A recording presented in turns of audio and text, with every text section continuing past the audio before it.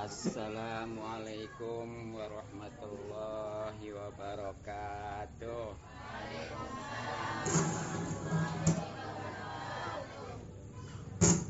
Alhamdulillahilladzi ja'alana minal a'idin wal faizin. Wassalatu wassalamu ala asyrafil anbiya'i wal mursalin Sayyidina Muhammadin sallallahu alaihi wasallam wa ala alihi wa sahbihi ajma'in, amma ba'du. Faqad qala Allah ta'ala fil Qur'anil Karim, a'udzu billahi minasy syaithanir rajim. Bismillahirrahmanirrahim. Qad aflaha man zakka wa qad khaba man dassaha. Qala an-nabiyyu sallallahu alaihi wasallam, "Utlubul ilma al-adilal hakim." Sadaqallahu sadaqa rasulun nabiyul habibul karim. Wa nahnu ala dzalika minasyairin wasyakirin. Alhamdulillahi rabbil alamin. Yang sama-sama kita hormati dan kita cintai,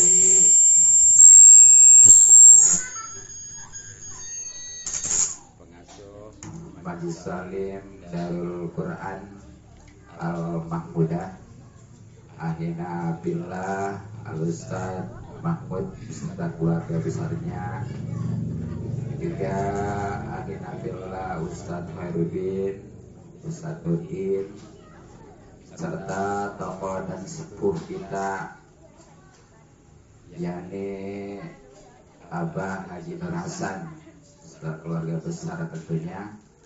Kita doakan mudah-mudahan semuanya dipanjangkan umur dalam keadaan sehat lahir batin. Pada para bapak, para ibu, hadirin wal hadirat, yang mudah-mudahan kita semua selalu dimuliakan dan diberikan taufik serta hidayah atau petunjuk oleh Allah Subhanahu wa taala. Puji syukur kita panjatkan kepada Allah Subhanahu wa taala atas limpahan nikmatnya yang begitu banyak, terutama nikmat sehat, nikmat hidup, terlebih lagi nikmat yang paling agung dan besar, yakni nikmat iman dan Islam. Sehingga alhamdulillah pada kesempatan ini kita bisa berkumpul di Majelis Salim Darul Quran Al-Mahmudah dalam rangka halal bihalal dan pembukaan ngaji kembali. Mudah-mudahan kita semua dirahmati dan diberkati serta diridhoi oleh Allah Subhanahu wa taala, juga mendapatkan pahala besar dan keuntungan yang banyak dunia, lebih-lebih akhirat. Amin ya rabbal alamin. Terutama alhamdulillah kita bisa sama-sama kumpul silaturahmi antar saudara, antar orang tua dan anak, terutama antar murid dan guru, juga wali murid. Mudah-mudahan menjadi wasilah untuk mudah dan banyak serta barokahnya rezeki kita. Amin. Dan dalam momen ini kita bisa saling memaafkan yang kesempatan ini dibingkai dengan acara halal bihalal. Salawat dan salam mudah-mudahan selalu tercurahkan kepada junjungan kita yakni Nabi besar Muhammad Sallallahu alaihi wasallam, dan kepada para keluarganya, juga sahabatnya, kemudian pengikut-pengikutnya. Mudah-mudahan kita selalu termasuk di dalamnya dan mendapatkan syafaatnya. Amin ya robbal alamin. Hadirin wal hadirat rahimakumullah, sebagaimana telah kita ketahui bahwa pada kesempatan ini kita dalam rangka acara halal bihalal dan pembukaan pengajian kembali. Nah, perlu diketahui apa itu halal bihalal. Insyaallah tentang pengajian juga nanti akan saya singgung. Maksudnya dibahas gitu ya. Kalau disinggung ke sana gak enak. Nah, berbicara halal bihalal ini memang dari bahasa Arab, tapi nggak dari Arab. Pokoknya yang di Arab itu nggak ada istilah acara halal bihalal, nggak ada ya. Tapi bagus ini, karena arti halal bihalal itu ya yang halal dengan yang halal, artinya saling menghalalkan. Dengan kata lain saling memaafkan. Walaupun pengertian dari halal itu adalah melepaskan ya, membebaskan. Jadi sekali lagi anggap aja halal bihalal itu adalah saling memaafkan. Alhamdulillahirabbil alamin. Karena memang dosa-dosa kita kalau yang menyangkut hakullah, alhamdulillah, dengan puasa kita itu ya, jangankan sebulan, sehari aja Rasulullah bersabda, man soma yauman min Ramadan ghufiralahu ma taqaddama min dhanbihi wa ma ta'akhkhar. Itu ada di kitab Lubabul Hadis, bahkan Tangkil Kawal ya. Jadi siapa aja yang puasa satu hari aja di Ramadan, itu udah pasti diampuni dosa-dosa yang lalu dan yang akan datang. Alhamdulillahirabbil alamin. Itu sehari, apalagi sebulan, betul. Kemarin ada yang puasa sebulan. Iya, ada yang kuat tapi nggak bisa ya. Ya seperti perempuan yang masih muda makan pasti aja ya. Ya bahkan dengan sholat taraweh itu ada di kitab Irsadul Ibad, mangkoma Ramadana imanan wahtisaban ghufirallahu ma taqaddama min dhanbihi wa ma ta'akhkhar. Juga sama ya kayak puasa tadi. Artinya siapa yang qiyamul lail, maksudnya sholat taraweh di bulan Ramadan, asal iman dan karena Allah, pasti diampuni dosa-dosanya yang lalu dan yang akan datang. Sekali lagi alhamdulillahirabbil alamin. Tapi nih, kalau yang berhubungan dengan hakul adami itu gak cukup. Kalau kita gak langsung saling memaafkan. Nah, mudah-mudahan kalau yang menyangkut istilahnya kesakitan ataupun kezoliman, ini udahlah cukup kita saling memaafkan ya. Nah, adapun kalau yang berhubungan dengan materi seperti utang, atau itu membayar dulu ya, baru saling memaafkan. Jangan punya utang, maafin ya, beres, nggak bisa itu mah. Nah, kepada siapa nih kita harus saling halal bihalal? Sebagaimana pernah dalam suatu riwayat ya, Rasulullah Sallallahu Alaihi Wasallam nggak ada angin, nggak ada hujan, apalagi ngeledek mah. Itu tiba-tiba mengucapkan amin 3 kali. Amin, amin, amin itu ya. Kan amin artinya kalau ini istajib doa ya, artinya ijabah doa kami. Nah, para sahabat heran, ya Rasulullah, kenapa engkau tiba-tiba saja mengucapkan amin 3 kali? Ada apa? Padahal tadi sekali lagi nggak ada angin, nggak ada hujan, apalagi ledek Pak ya.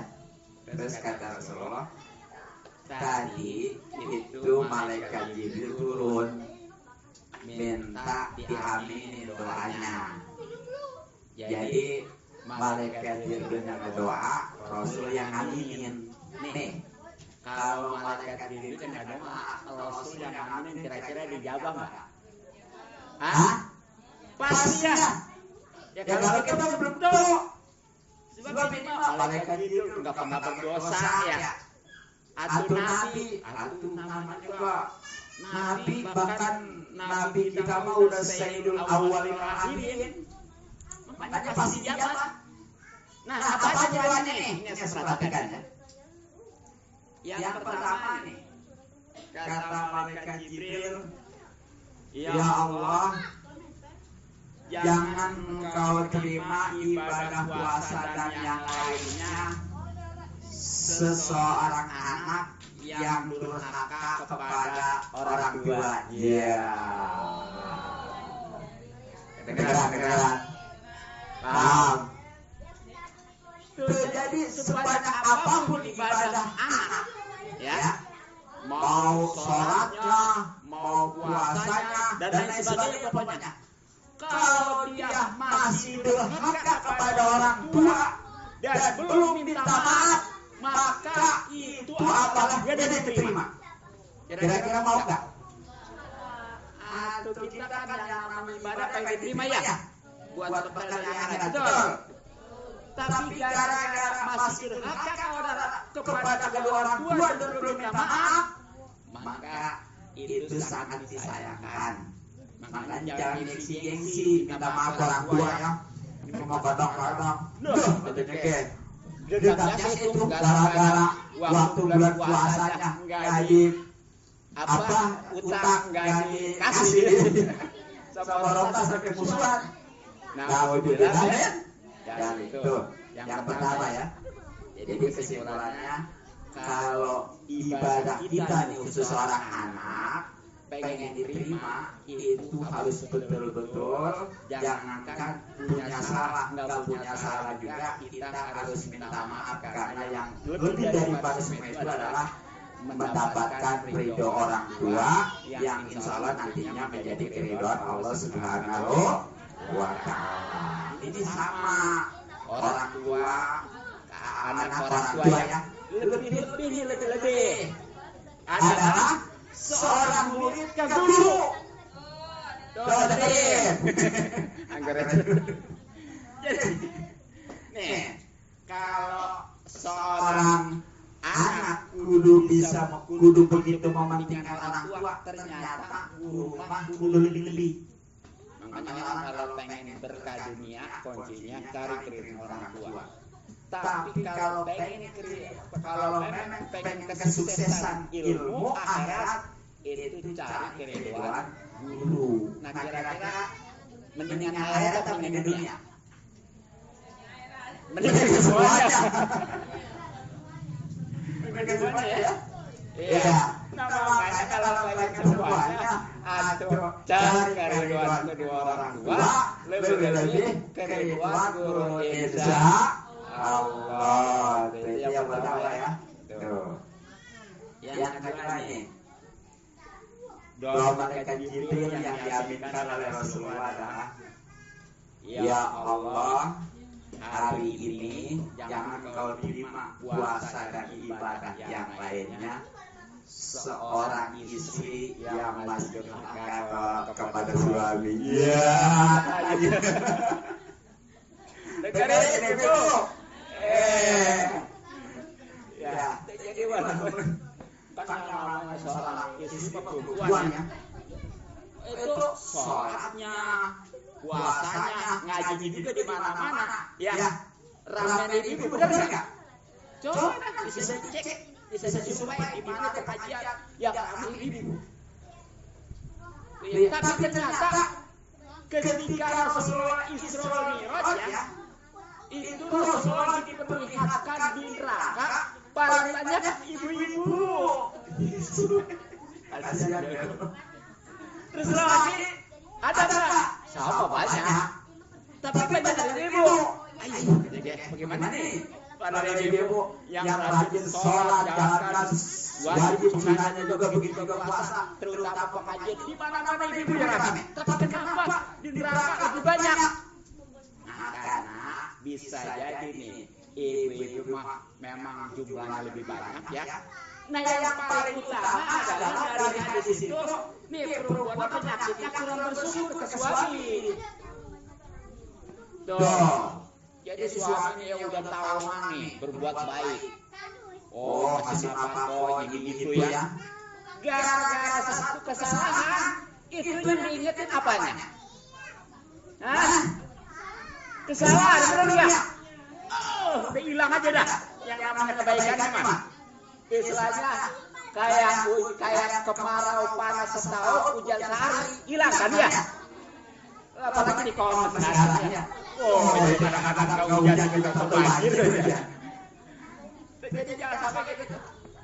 Nah makanya kalau nanti ibu-ibu perempuan khususnya ibu ya yang punya suami ini kalau pengen puasanya dan ibadah yang lainnya diterima oleh Allah Subhanahu wa taala itu jangan gengsi-gengsi, jangan berat-berat untuk minta maaf kepada suami ya insya Allah. Ini kadang-kadang suka ada ya karena gengsi ngapain gitu lah, apalagi memang ibunya yang cari duit segala macam sekarang gitu ya. Iya, suaminya di rumah masak, bebenah, ngomong segala apa ya. Itu karena istri cari duit kan puasa. Makanya ini pada di Al-Quran itu ar-rijal qawamun ya. Jadi laki-laki itu adalah seorang pemimpin. Ya. Jadi supaya nih laki-laki enggak ada istri wibawanya, hina, itu dirubah. Bagaimana caranya? Di sekarang perempuan mah digampangin cari kerja juga ya. Giliran laki susah. Akhirnya yang cari duit yang kerja siapa? Bininya. Nah bininya punya duit, punya wibawa. Lakinya nggak punya duit, cuma kerja kayak pembantu, nggak punya wibawa. Tuh, jangan sampai gara-gara si istri yang memang orangnya berpenghasilan itu merendahkan kepada suami yang akhirnya minta maaf nggak mau. Naudzubillah. Jadi walaupun dia hebat bagaimanapun juga, kalau dia belum minta maaf kepada suami, itu naudzubillah amalnya nggak bakal diterima, khususnya puasa. Namanya ya. Dan yang ketiga nih, doa malaikat Jibril yang diaminkan oleh Rasulullah SAW. Ya Allah, hari ini jangan kau terima puasa dan ibadahnya yang lain. Seseorang yang sesamanya nggak saling memaafkan. Nih, ini mah nggak ada ikatan orang tua, nggak ada ikatan suami istri. Pokoknya ini ikatan paling saudara ya, paling tetangga. Ini walaupun semuanya itu rajin ibadahnya, ya khususnya puasa, kalau dia belum saling memaafkan, belum saling halal bihalal, maka sangat disayangkan karena amalnya sebanyak apapun tidak akan diterima. Naudzubillah. Jadi gengsi juga nih yang berat-berat ya. Kalau kita jangankan kita yang salah ya. Ya, yang benar sekalipun kita jangan merasa, lah saya mau bakal maafin dia yang salah. Tetap kalau udah begitu mah itu ibadahnya yang ada diterima, bukan lagi yang salah, termasuk yang benernya juga. Memang yang namanya minta maaf itu yang namanya memaafkan lebih berat daripada memaafkan, tapi lebih mulia ya. Orang kalau minta maaf memang seharusnya ya. Tapi memaafkan ini kalau memang dia bisa, apalagi di dalam keadaan puasa, itu adalah sesuatu yang sangat mulia. Makanya kalau kita yang bersalah jangan berat-berat untuk minta maaf ya. Apalagi gengsi. Nah begitu juga kalau kita yang benar, jangan pula kita ogah atau masa bodoh untuk memaafkan. Insya Allah ibadah kita diterima oleh Allah Subhanahu wa taala. Nah itu tentang halal bihalal. Jadi paham ya? Halal bihalal itu adalah saling menghalalkan, dengan kata lain saling memaafkan. Insya Allah. Nah kemudian berbicara tentang ngaji nih. Ngaji ini sebenarnya nih Pak Bu dengerin. Yang wajib untuk ngajarin anak itu bapak sama ibu. Kalau enggak dosa tuh. Bagaimana katanya guys, saya boro-boro ngajarin tadi kan kata Ustaz Mahmud juga ya. Boro-boro ngajarin saya juga nggak bisa. Bagaimana? Nah, makanya dititipin ke pengajian. Ya, dititipin. Terus jangan asal dititipin lagi. Perhatikan, nih kemanfaatan dan keberkahan ilmu anak kita itu sebanding dengan perhatian kita kepada gurunya. Kalau kita nggak memperhatikan gurunya tuh, ya itu anak kita lama bisa. Seandainya bisa juga, alhamdulillah itu kurang manfaat. Nih kira-kira ibu pengen nggak punya anak membawa calakan, pengen? Terus saudaranya berilmu itu dia benar-benar solehah, pengen? Kalau pengen gitu, jangan cuma nitipin doang ke guru ngaji. Ini kalau akan ngawur aja ya. Oh, giliran kita bayaran sama guru. Ngaji sih bayaran dulu katanya deh. Atau ikhlas sih katanya deh. Hai. Itu herannya mah. Kalau puasa sekolah mah ayam masih ngereng juga dijual dibelain ya bayar sekolah. Giliran ngaji mah begitu dipinta malah begitu kamu. Atau katanya ngaji mah ikhlas. Atau mungkin Ustaz Mahmud bisa ikhlas bininya, anaknya. Dia begitu minta uang ikhlas aja ikhlas. Emang cukup ikhlas. Dia terutama tadi ibu kalau bapak nih kalau umpamanya nggak ngajarin anaknya dosa. Nah, makanya bagaimana nih karena memang nggak bisa ya, itu salurkan titipkan ke pengajian Darul Quran Al-Muda. Tapi supaya benar-benar dia cerdas dan insya Allah manfaat, harus manfaatkan, harus perhatikan insya Allah. Ini kira-kira kalau bayaran di sini suka dijual-jual nggak? Hah? Enggak ya? Enggak sih insya Allah sekarang apalagi tahu ya. Jadi bukan dosa-dosa sebenarnya buat anak kita juga. Ya supaya cerdas, supaya ilmu manfaat. Nah kalau anak kita sudah berilmu manfaat, itu buat orang tuanya. Karena itu jadi anak yang soleh, ya soleh. Itu kalau mau tahu lebih baik daripada dunia beserta isinya. Apa sebabnya? Dunia beserta isinya nggak bakal bisa untuk menyelamatkan dari neraka, apalagi untuk masuk surga. Tapi dengan anak yang soleh-solehah, karena memang dididik dengan agama yang berhasil, karena diperhatikan, itulah yang bisa menyelamatkan orang tua dari neraka dan insya Allah memasukkan ke surga. Kan ada ceritanya ya. Udah tahu belum, Bu? Udah dengar belum, Pak? Ada nih. Jadi seorang anak ceritanya mau masuk surga, udah masuk ke surga. Udah gitu dia nanya, mas saya, bapak saya di mana?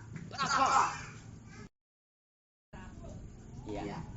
Kira-kira bisa nggak kalau dimasuk ke surga bersama saya? Nggak bisa. Ini udah sesuai keadilan. Kamu mau masuk surga karena taat, soleh-soleha.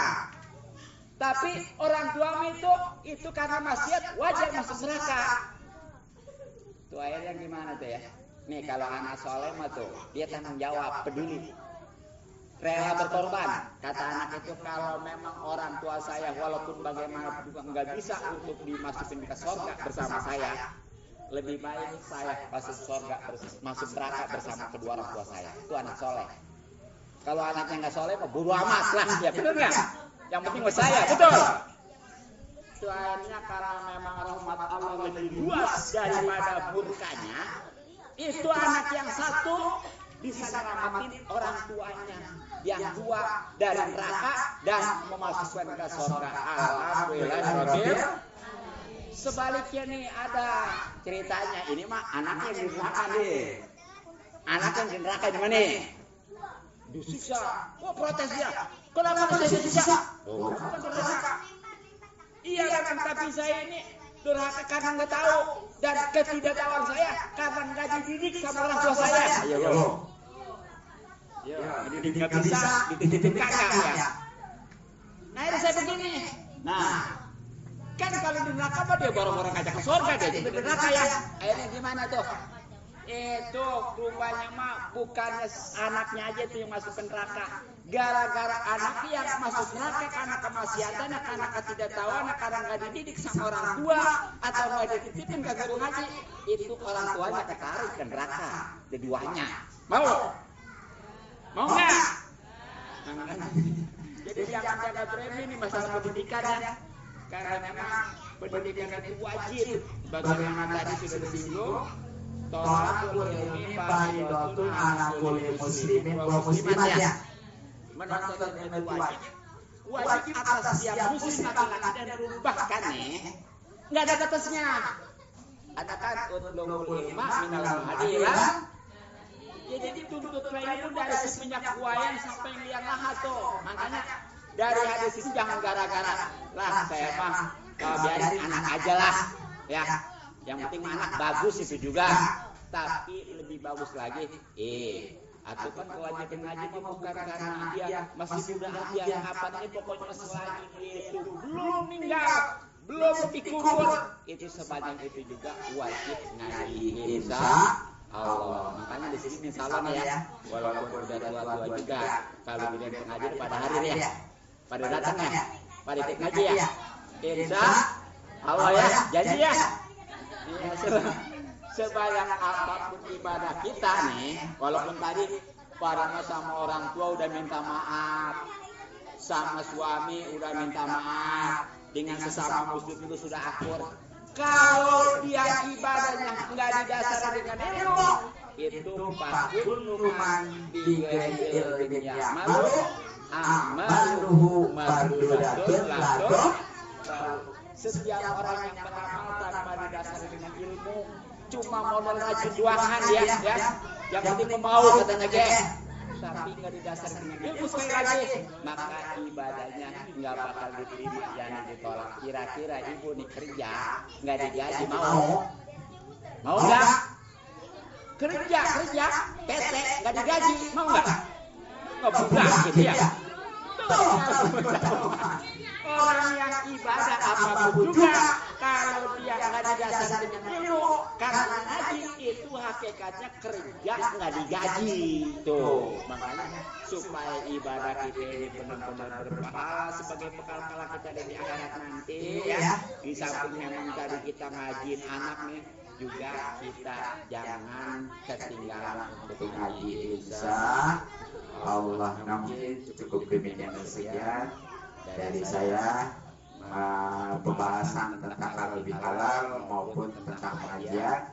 Mudah-mudahan manfaat ya, terutama kita bisa saling memaafkan, baik itu kepada orang tua, kepada suami, kepada sesama. Juga segalanya itu kita harus didasari dengan ilmu insya Allah. Mohon maaf dan maklum. Subhanallah wa bihamdihi asyhadu an la ilaha illallah wa atubu ilaik. Assalamualaikum warahmatullahi wabarakatuh.